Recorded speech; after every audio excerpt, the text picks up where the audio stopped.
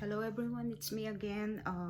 Today is Sunday and it was raining since last night, so hindi maganda yung outside, rain and cold.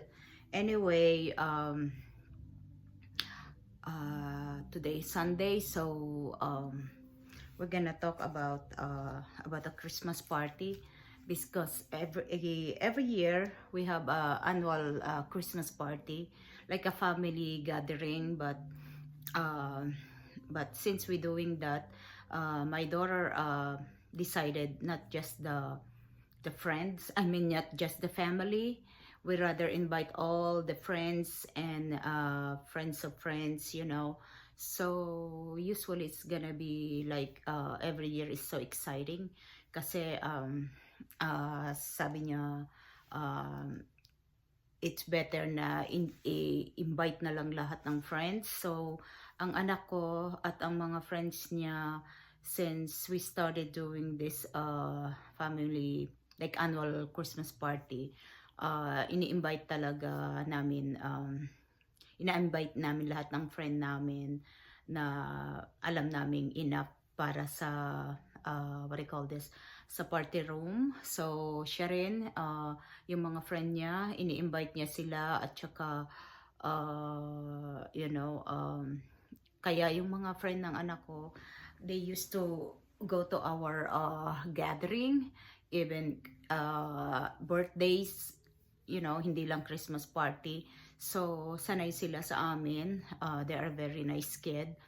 So talaga nag-i-enjoy, and yung bata na yun very particular, gusto niya pag Christmas party is mag-dress up kami lahat. So we have no choice but to dress up, you know, like, you know, syempre nga naman Christmas party is a very, you know, supposedly is like naka-dress up talaga. So okay naman, we always doing that every year. Tapos nagpa-potluck kami, you know, everybody can bring something but no force, no pressure. If they can, you know, bring something, you know, it's good. So may mga games kami, may mga kung ano-ano, like singing and dancing. So hindi talaga boring, talagang nag-i-enjoy lahat. Hindi lahat sila talagang they have fun. Tapos may mga prizes kami, you know. Ang pinsan ng anak ko na, you know, usually sila ang organize ng party na ito, yung magpipinsan, kaya napakaganda. And then kaming mga in-laws and mga in-laws ko, we you know, we usually potluck para hindi lahat pagod, and then tulong-tulong mag linis after the party. So it was very fun. Kaya this time, it's a second year na hindi na namin kasama yung anak ko. So it's last year it was overwhelming because that's the first year na yung mga gathering, mga occasion like this is like very overwhelming talaga, napaka lungkot, kahit na we're trying to be, you know, happy still. And this year is hopefully it's not gonna be last year, but syempre para sa aming mga naiwan, very ano yan, very hard talaga. Hindi yan madali, especially sa amin. Kaya nga ako, every time we have this party, any parties kasi, my husband is a DJ, and usually I, you know, lead yung mga line dancing kasi, you know, may syempre kaming mga, usually kasi ang mga babae naman talaga walang mga gaanong partner, ilan lang naman ang mga lalaki usually na they wanna dance. So usually kami talagang mga babae, so line dancing na lang ang sinasayaw namin para lahat mag-enjoy. So ako talagang binibisi ko yung brain ko sa pagsasayaw para hindi ko maalala yung mga paligid, hindi ko masyadong maalala yung anak ko, kasi usually hinahanap ko talaga siya, and then masasaktan lang ako. Ang mahirap lang kasi pag kumakanta kasi ang anak ko is a very good singer. She got a very, very nice voice talaga. Hindi ako nagyayabang, pero everybody knows that her voice is like, it's like, uh, talagang amazing. So, usually, lagi siyang kasali.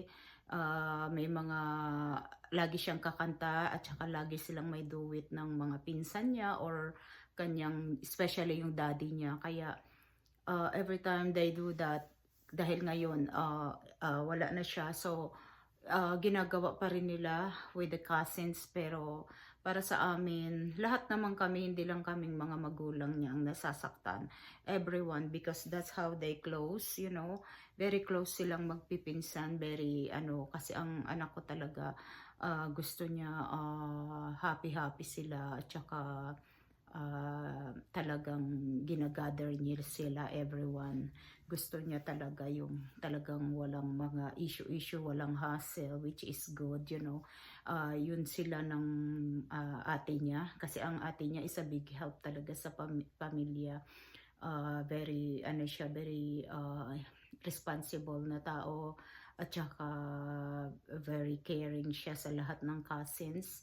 Yun yung parang kapatid na ng anak ko. So, lahat sila talagang they're trying to enjoy.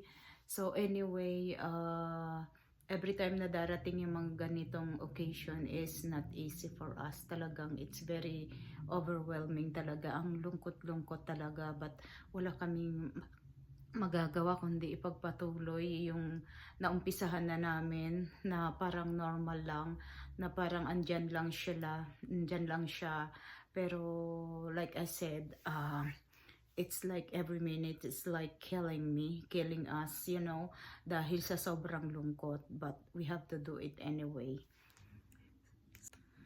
It's sad nga lang kasi of course yung mga kaibigan ng anak ko hindi na sila pumupunta, dahil what's the point na pupunta sila, mga bata yan, siyempre hindi sila makikihang around sa mga katulad naming matatanda na, plus ang mga kaibigan ng anak ko, they all na rin, grown up na rin sila, may mga sari-sarili na rin silang pamilya, at saka may sari-sarili na rin silang mga trabaho, at saka hindi na sila rito sa area dito. Yung iba, pero noong naandito siya, kahit wala sila sa area, they trying to make a time, because hindi nila matanggihan ng anak ko na pumunta sa ganitong gathering.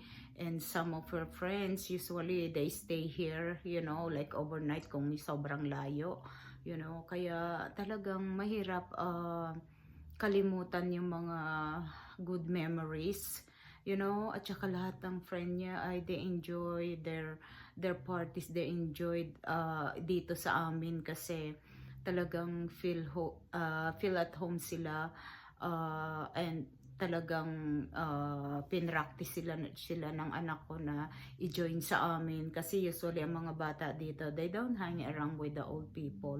Usually nag-enjoy lang sila with their groups, but since we have music, and my husband is very, you know, sa music ba ng mga bata, very familiar siya, so nag-enjoy talaga sila. Kaya ang anak ko, talagang lahat ng kaibigan niya talagang hinahakot niya, kasi yun ay nakasanayan niya. Kasi actually I started giving my daughter like a party, yung talagang meron siyang, lagi ko siyang kinukuha ng party room sa community namin, dahil my daughter, she's by herself, and of course she wanted to experience how to party. But good thing na lang, DJ ang asawa ko, so kesa siya ang pupunta sa iba, iimbita ko na lang lahat ng friends niya, para doon sa mga party room na lang sila makapag-enjoy. At least meron silang supervision. So actually it's a lot of work, because mga bata yon, you have to be talagang very firm kami na to make sure na walang madidisgrasya, walang gagawa ng anything activities na bawal, you know. So talagang every year yan we do that. Actually, she started I started giving her a party sa mga party room during that time, yung maliit pa siya. I think it's about when she was about 7 years old. Nung nag-7 siya, at saka yung, syempre, yung mga ano lang, mga Chucky Cheese or sa bahay lang, but at least we giving her, we celebrate her birthday every year. Tapos, started from 8th grade siya, binibigyan ko na siya ng party sa mga party room kasi gusto rin niyang makiparty kasi syempre gusto rin niya ma-experience. So kaya sabi ko sa anak ko, anak, we will try to figure out how can we yung bigyan ka rin ng freedom na ma-experience mo yung mga ganyang bagay. So kinakausap ko talaga lagi ang anak ko to make sure na naiintindihan niya, kasi mahirap naman kung babawalan natin lagi yung anak natin and then we don't explain. So we explain, you know. So okay naman siya kasi nag-start siyang mag-attend ng dance nung 8th grade siya, kaya nakakatuwa kasi yung first dance niya na bata na kaibigan niya, I mean first na napayagan ko yung anak ko ng mag-dance sila nung 8th grade sila. Actually is still friend ng anak yon until she passed. Very nice person. Kasi ang best friend ng anak kong lalaki is Indian. He's an Indian, but he's a very very nice person, and the girl, another girl, best friend niya rin is Indian din. Pareho sila, pero most of her friend is mixed, you know. Pero siguro mas komportable siya sa mga ganitong mga race kasi because yung kultura nila at kultura natin hindi naman nagkakalayo, so they understand each other, and actually mas mahirap sa kanila compare sa ating mga Pilipino dahil sa kanila maraming rules talaga. Kaya ang anak ko actually pinalaki ko ng naiintindihan niya yung different kind of religion, kasi alam ko na iba-ibang paniniwala ng mga tao dito, and I'm not sure kung sino rin yung pipiliin niyang tao na makasama niya sa buhay. So ini-explain ko sa kanya ang about different kind of religion na respeto lang, you know. Kung makakagusto siya ng hindi katulad namin, because we are Catholic, both my husband and my family are Catholic, you know. So kami ay tawag dito, ang kahit Catholic ako, hindi ako yung katulad ng Catholic talaga na marami tayong kailangang i-follow. So nag-meet kami talaga halfway ng anak ko, kasi ayaw ko rin naman na maging hindi niya maintindihan yung iba. Kailangan mag-adjust din siya, kasi ako ganun I don't care any kind of religion as long as we believe in God. That's how, you know, that's how I understand the religion. So sabi ko sa kanya, kung sakasakali, you know, just respect each other, yung belief niya at saka yung belief mo, although it's really hard kung let's say magkaiba talaga sila ng panganiniwala. But anyway, bata pa naman siya noon, so it doesn't matter, kahit na basta ma-explain ko sa kanya na, you know, kailangang maging adjust siya sa mga ibang relihiyon para maintindihan niya rin sila. At mahirap kasi kung alam ko naman ang religion is not easy to, you know, talk about it. Talagang parang politics yan kaya mahirap.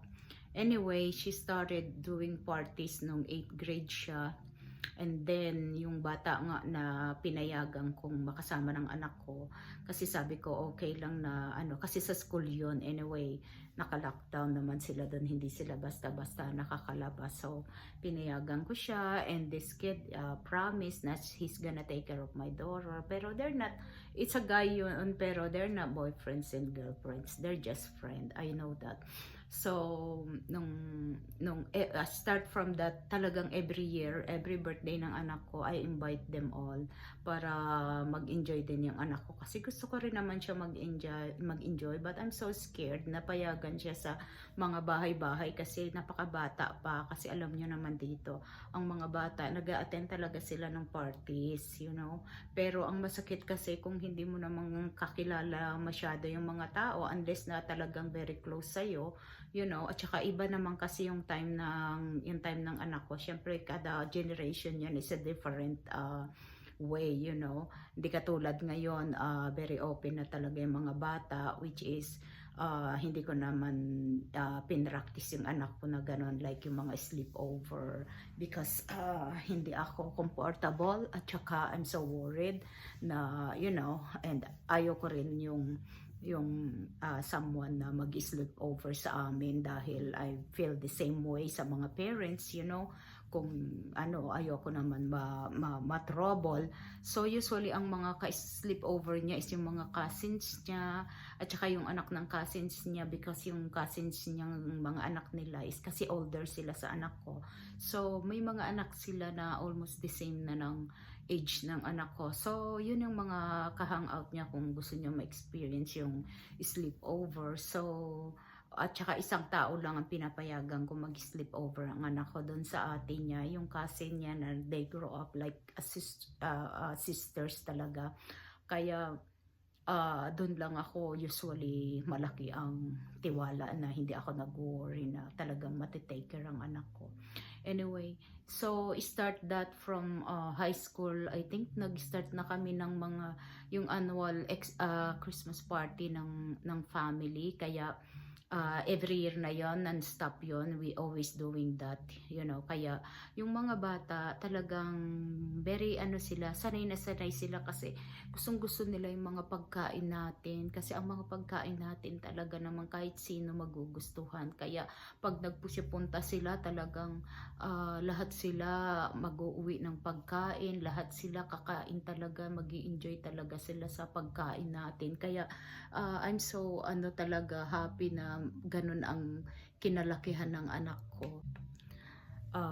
At saka yung high school siya, nakakatuwa yung mga grupo niya, kasi mostly na friend ng anak ko is lalaki. Mas gusto niya ang lalaki, kasi siguro itong anak ko, parang ako din yan, yung bata ako, mas comfortable ako maging friend ang mga lalaki, kasi kasi pag nag-uusap kami, tinatanong ko siya, why gusto mo pang lalaki ang kasama mo. Sabi ko sa kanya, kasi sabi niya ang mga babae daw madrama, which is totoo yun. Ako din kasi nung bata-bata pa ako, ang friend ko, I rather, you know, hang out with the guys, kasi mga lalaki nakakatuwa sila. Pero ang naituro ko lang din sa anak ko is, anak, sabi ko, kung maayos kang kumilos at maayos kang you know, makipag-usap sa mga bata, hindi ka nila basta babastusin. Sabi ko, i-respect ka nila.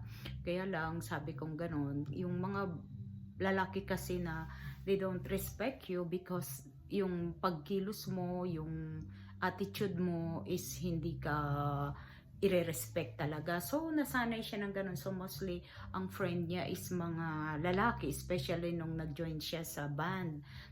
Nagbanda sila. So, yung apat na grupo nila is talagang parang sa akin sila, sa amin sila na halos lumaki. You know, kaya nakakatuwa kasi na-enjoy din naman ng anak ko with them.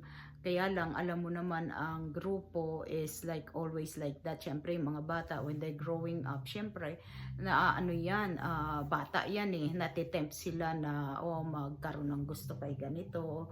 So, iisang babae ang anak ko, alam ko, yung grupo niya, lahat sila pinag-aagawan ng anak ko. Pero, syempre, ang sinasabi ko lang sa anak ko, pipili ka lang ng isa kasi hindi pwedeng lahat sila ay magustuhan mo. Hindi lahat ng lumapit sa'yo na blessing is i-entertainin mo. Kaya alam niya yon. So, tinatanong ko naman siya kung bakit ito ang napik mo kasi ganito, ganito, sabi niya gano'n. So, which is, makes sense naman. So, kahit pa paano, na-enjoy naman ng anak ko ang being adolescents, you know. Kaya lang, hindi yung freedom like the other kid that they can do whatever they want. They can go anywhere, you know, na at saka sa awa ng Diyos, siguro kung tumatakas man siya, it's not that bad. Kasi mostly dito talagang pag hindi mo pinayagan, talagang mag-sneak out sila. But so far naman, since hatid sundo ko yung anak ko sa school, so kahit papano siguro kung may mga kalokohan man silang konting nagagawa sa school, yun lang.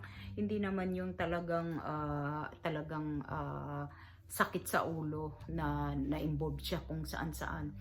So, like I said, yung mga friend niya until college, they make a time na mag-attend ng Christmas party dito sa area namin, dito sa amin, kasi usually sa community hall kami nagpo-party. So hanggang college siya, nag-party sila every year, every birthday.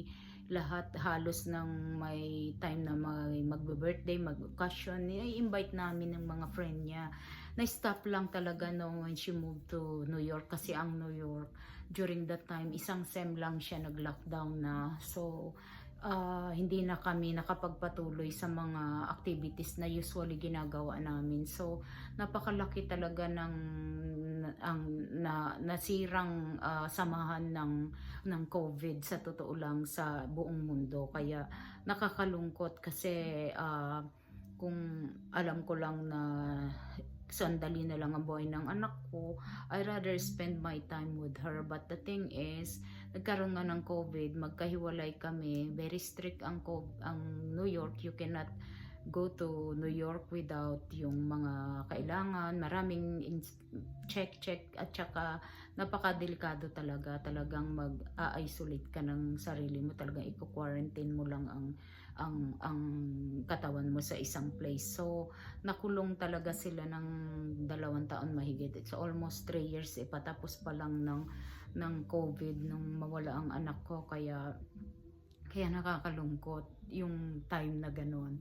So talagang kung aanuhin ko talaga, napakahirap talaga. Kada okasyon talaga is masakit sa amin, nalulungkot kami kasi yung pagkawala ng anak ko, like every month meron kaming something kasi nung mawala ang anak ko, that's Easter Sunday, and then the next ang Easter, ang April, usually all her aunties we celebrate their birthday. So laging mayroon kaming gathering. Then after April, it's my birthday and Mother's Day. Usually ang birthday ko is always like natatapat sa Mother's Day, and then June is her ate's, yung ate niya, and then July siya yon, birthday niya yon.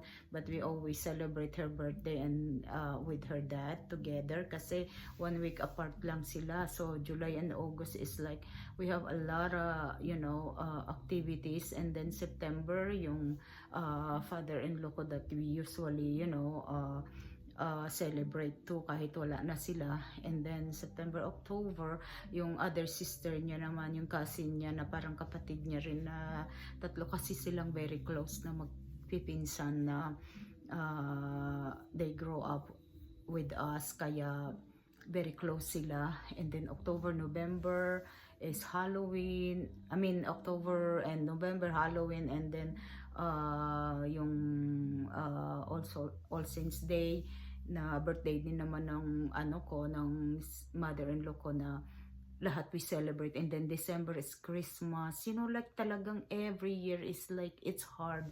And then January is like yung mga pati death anniversary, ni-celebrate namin lahat yan we don't miss anything. And then ang February is Valentine's. Alam nyo, ang anak ko kahit na mga ganyang okasyon lang, talagang nagme-make siya ng time to be with us, especially nung malapit pa siya dito. At saka nung bata pa siya talagang practice siya na, we gather every, every ganitong okasyon. Kaya hindi yan madaling kalimutan.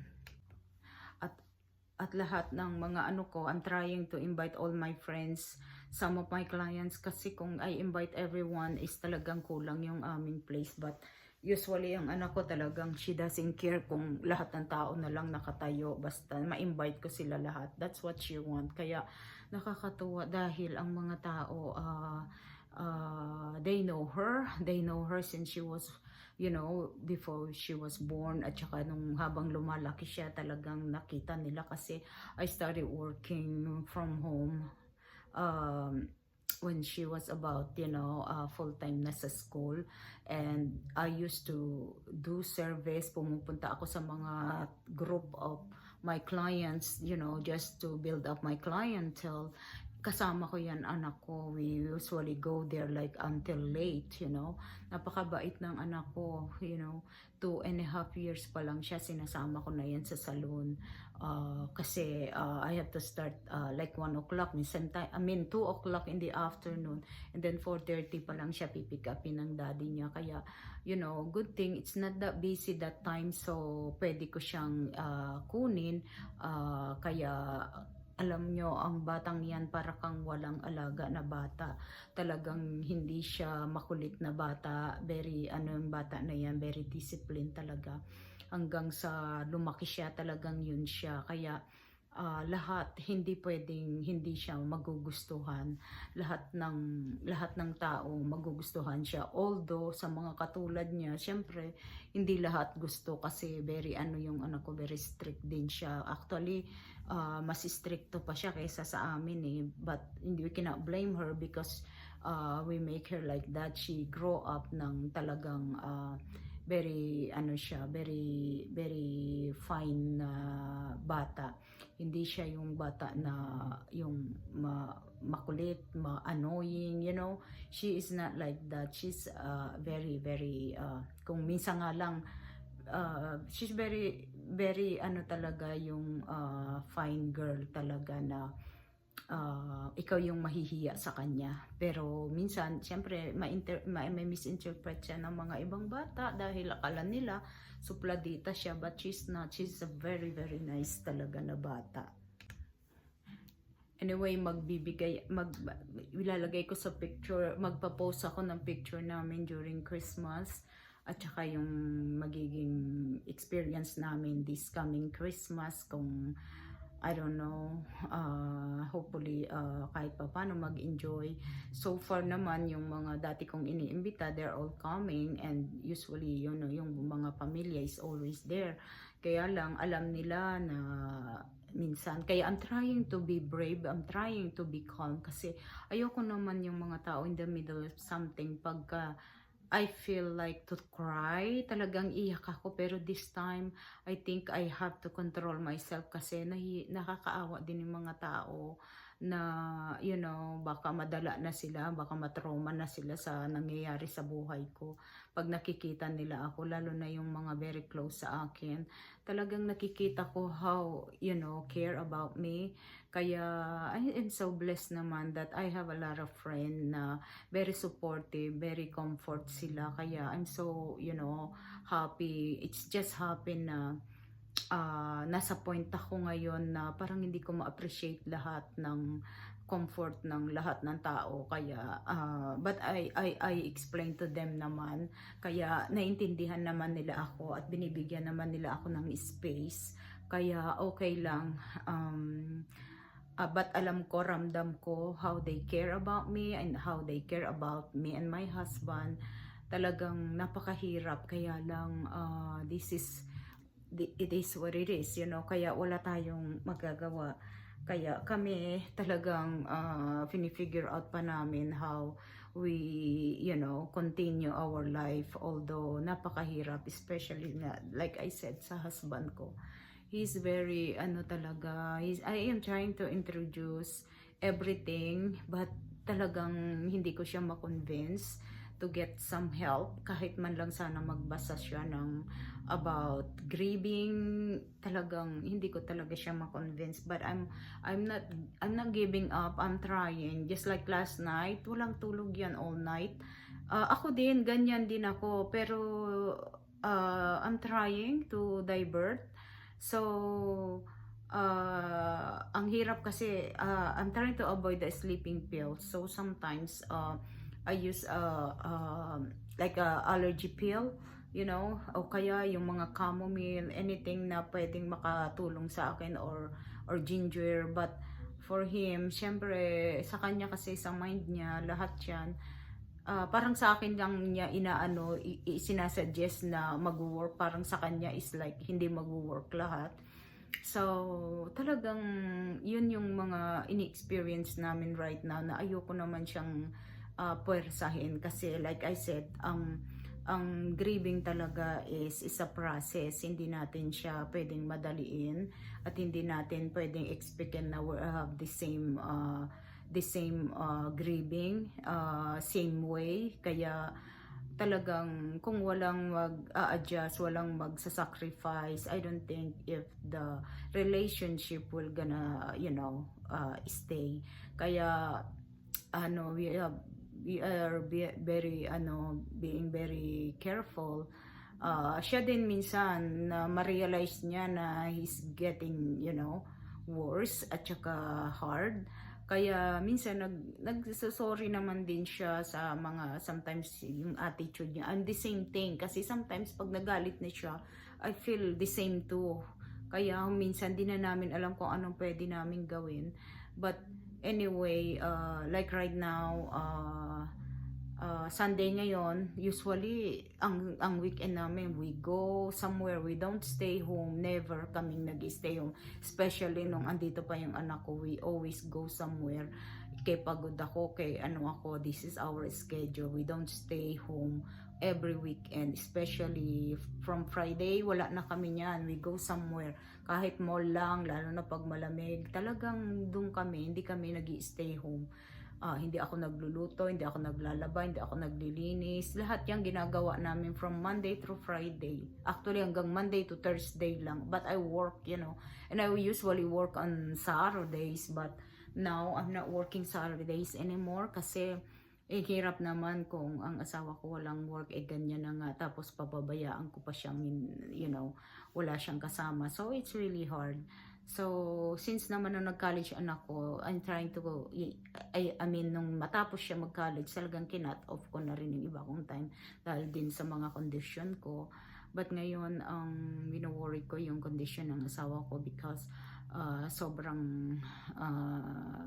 yung kanyang anxiety. I can tell, but it's really hard to explain to him na sana lang panoodin niya mapanood niya rin itong video ko, para kasi kung sasabihin ko yan ng face to face, mahirap sa kanya to accept. So maybe kung ready siyang panoodin ito, which is good, kaya nga tinuturuan ko siya na siya ang mag-help sa akin sa pag-editing. So at least makikita niya yung ginagawa ko, kung mapanood niya, o baka sometimes mabigyan niya ng panahon kung he's by himself, like working siya sa office.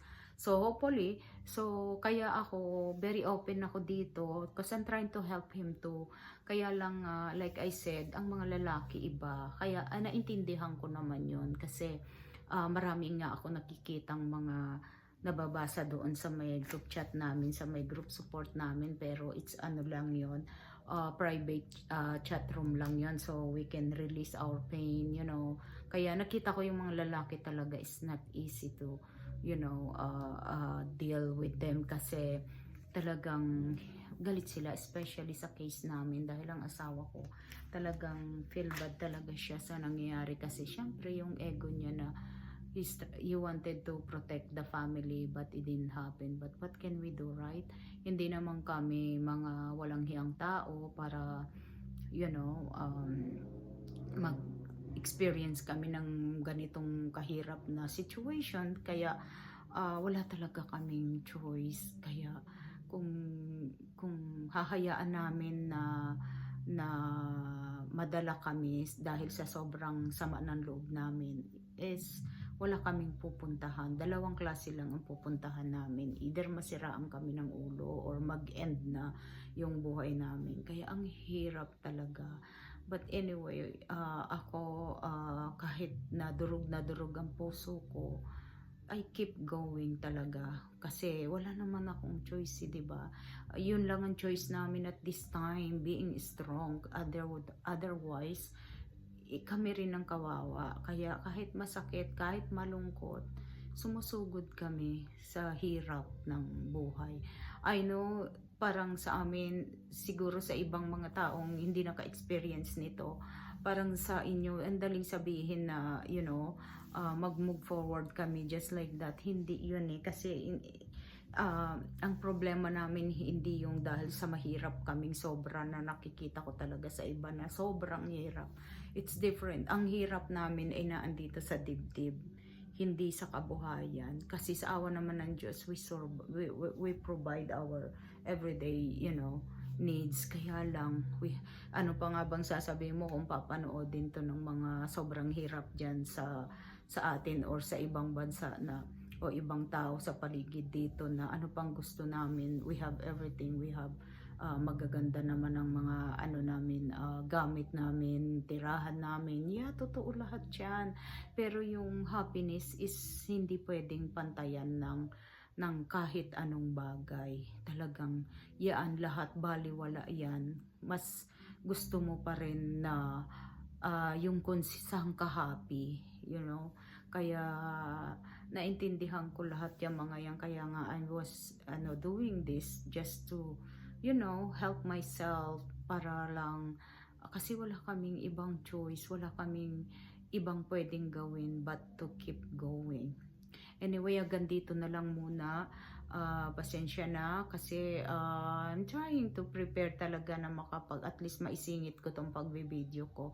Lalo na pag weekend, I can't because my husband is around. Not like, pag nasa trabaho siya, I can do it.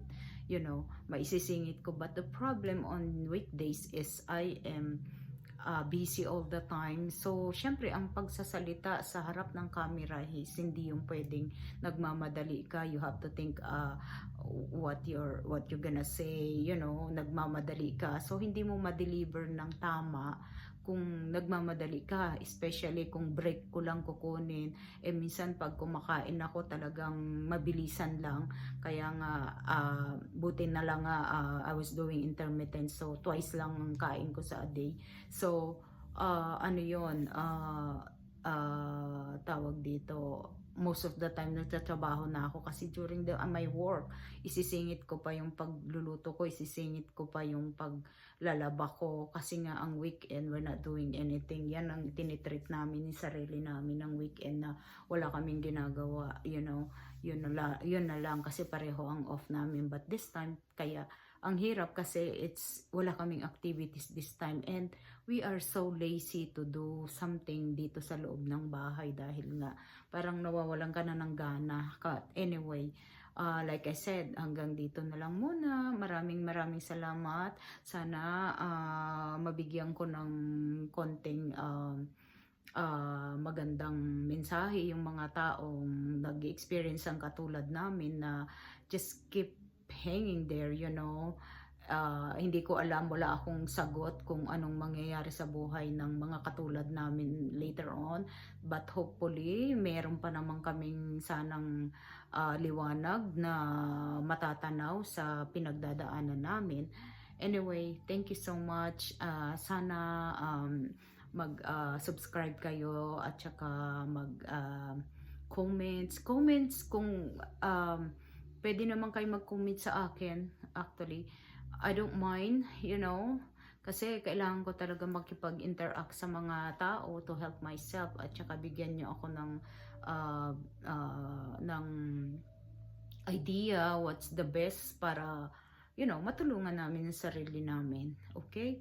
Maraming salamat. Sana pagtiyagaan niyo tong ginagawa kong video. Thank you so much. Ingat kayong lahat. Take care everyone and God bless us all. Thank you so much. See you again next time.